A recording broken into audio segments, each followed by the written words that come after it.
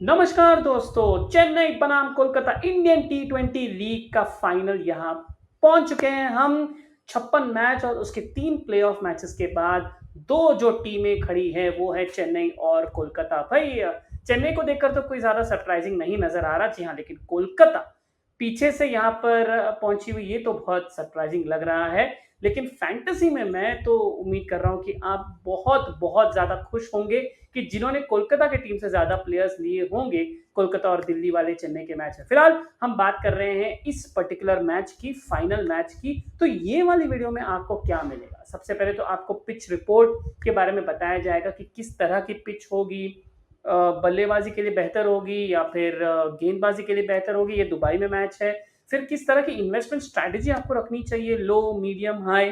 और फिर किस तरह के players, captain, vice captain suggestions, कौन से कॉन्टेस्ट में भाग लेना चाहिए, इत्यादि इत्यादि। तो फिर शुरू करें।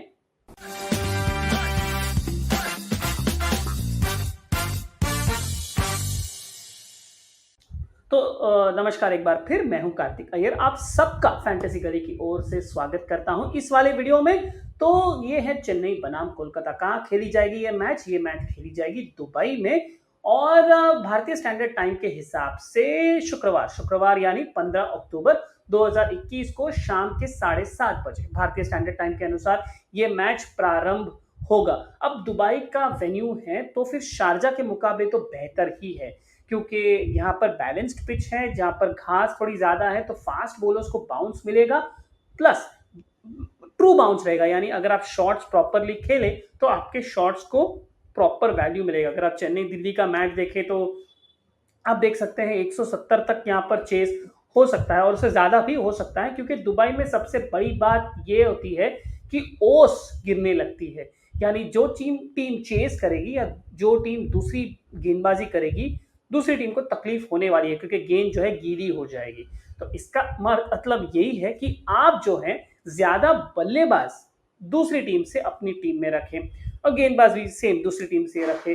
और दूसरी बात यह है कि क्योंकि ओस गिरने वाली है, गेंद गीली होने वाली है, हम सजेस्ट करते हैं कि ज्यादा स्पिनर्स को आप अपनी टीम में न रखें। फास्ट बॉलर्स का पिच है ये, तो आप फास्ट बॉलर्स को अपनी टीम में रखें। तो चलिए टीम ही बना लेते हैं, देखते हैं किस तरह की टीम आपको बेहतर पॉइंट्स दिला सकती है।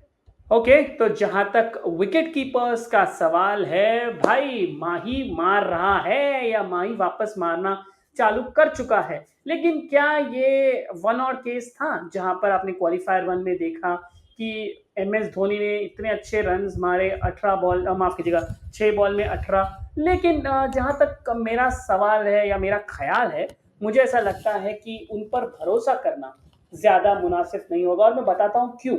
क्योंकि उनकी बैटिंग करने की जो पोजीशन है ना, वो बहुत फ्लेक्सिबल नहीं है। यानी आप उन्हें नंबर 4 पर या नंबर 5 पर बल्लेबाजी करते नहीं देखने वाले हैं, आप उन्हें नंबर 7 या 8 पर बल्लेबाजी करते देखने वाले हैं। तो फिर क्या MS धोनी को ज्यादा टाइम मिलेगा बैटिंग करने के लिए? मुझे तो नहीं लगता। 6 बॉल 7 बॉल खेल के आप कितना ही पॉइंट्स कमा सकते हो।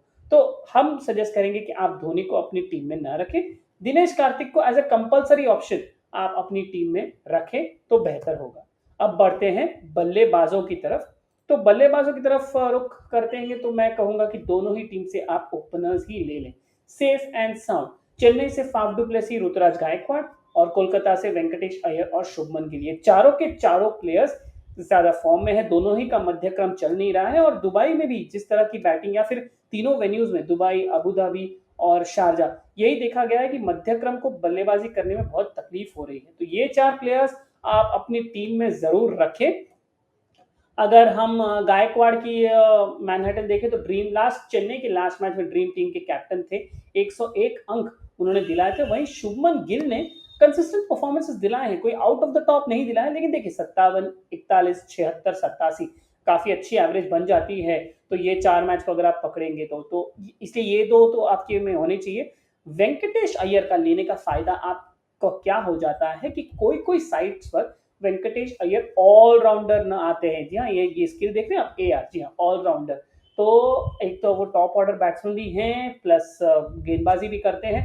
आपका एक ऑलराउंडर तो पक्का हो गया। ये देखिए कोलकाता के लास्ट मैच यानी दिल्ली के विरुद्ध ड्रीम टीम के कैप्टन थे माफ कीजिएगा, 89 अंक वेंकटेश अय्यर ने दिलाए थे। तो इन फॉर्म प्लेयर हैं, इन्हें आप जरूर रखिएगा। तो चलिए 4 प्लेयर्स तो आपके बैटिंग में से हो गए। अब बढ़ते हैं हमारे ऑलराउंडर्स की तरफ। तो ऑलराउंडर में हमने एक की बात करी, वेंकटेश अय्यर। अभी आप बाकी दो की भी बात कर ले। एक तो रविंद्र जडेजा, सर को तो आपको अपनी टीम में रखना ही है, नहीं तो आपको क्लास करा देंगे सर। तो जडेजा को ना रखने का कोई औचित्य तो है नहीं। दूसरा ऑलराउंडर है सुनील नारायण।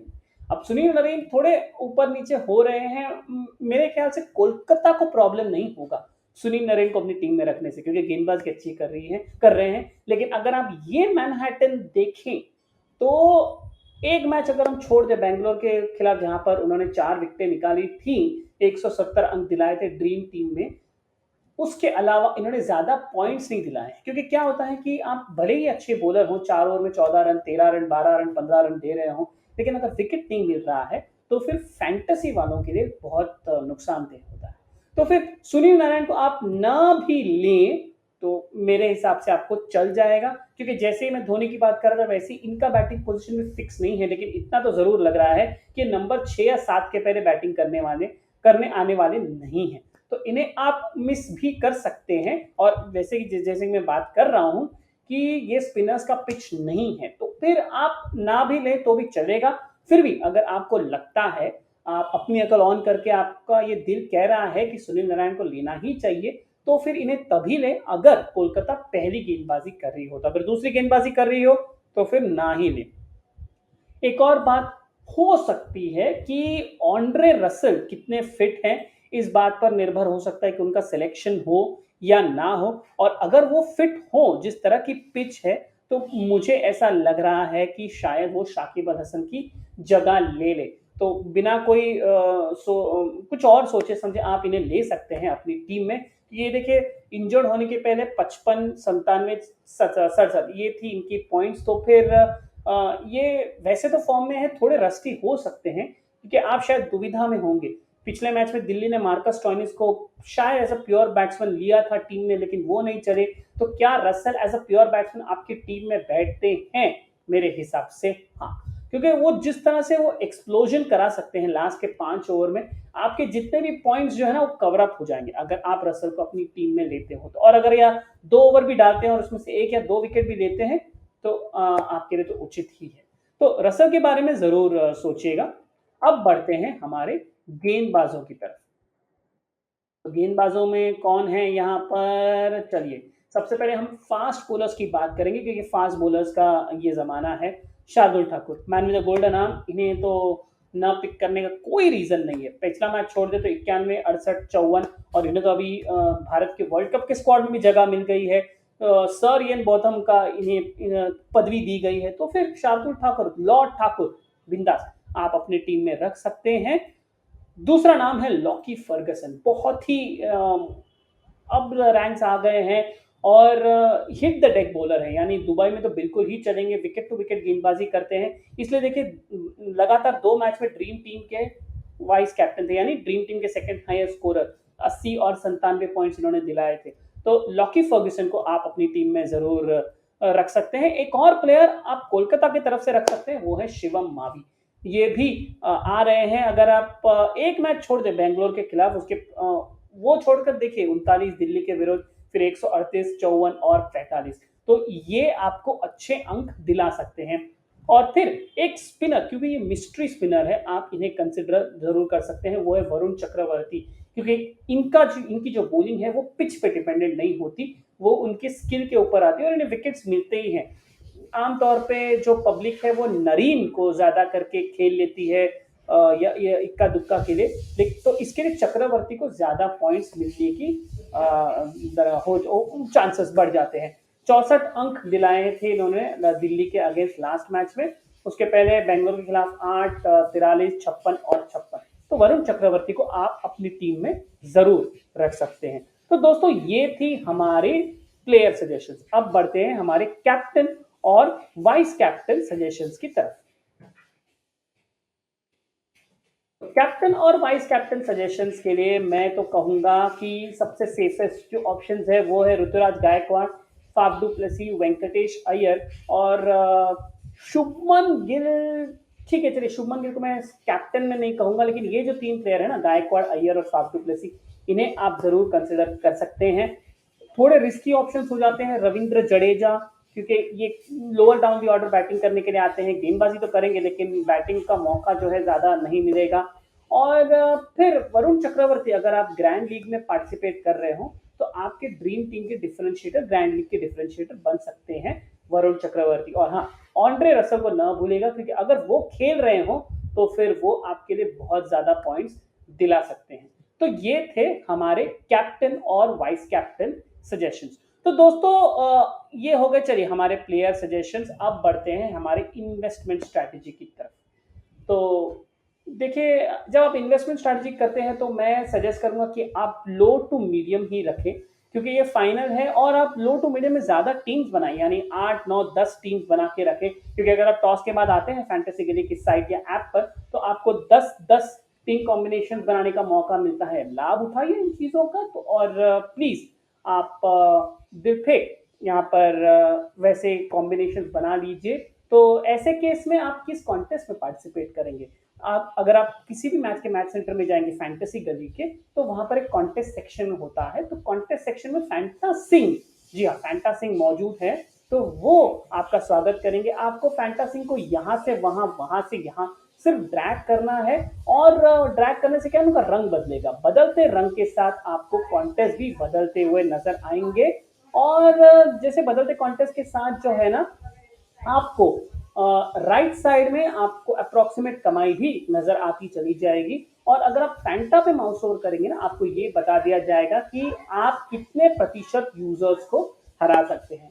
तो चलिए दोस्तों, ये थी हमारे player suggestions, contest suggestions, grand league, small league में पार्टिसिपेट करने की जो सजेशंस थी। प्लीज इस पर अमल जरूर कीजिएगा। और आप जो हमारे YouTube चैनल पे देख रहे हैं हमारे videos, thank you very much for that.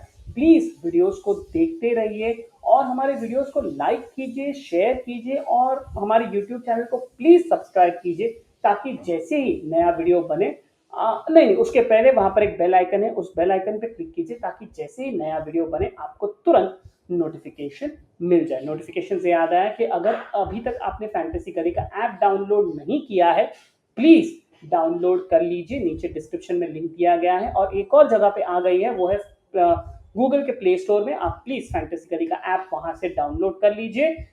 जैसे ही फाइनल टीम्स अपडेट हो जाते हैं टॉस के बाद, हमारे स्कोरर्स आपको एक नोटिफिकेशन भिजवाएंगे कि ये फाइनल टीम्स अपडेटेड। उससे क्या होगा, आपके पास 22 प्लेयर के ऑप्शन रहेंगे, 22 के 22 मैच में खेल रहे होंगे, आपको उसमें से 11 की टीम बनानी।